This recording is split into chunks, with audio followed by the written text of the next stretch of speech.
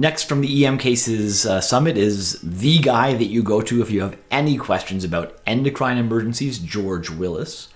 Now, part of being an emergency physician is always looking out for those zebras, or as George calls thyroid storm, the unicorn, because it's so rare.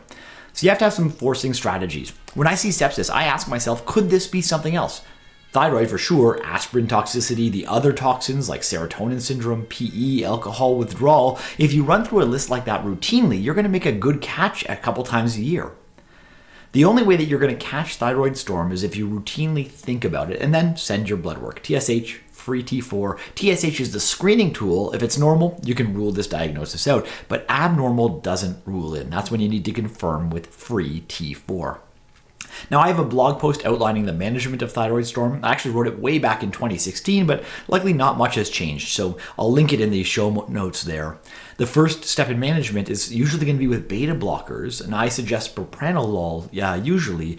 George reminds us that sometimes these patients have been tachycardic for so long, they're starting to get some cardiomyopathy, some signs of CHF.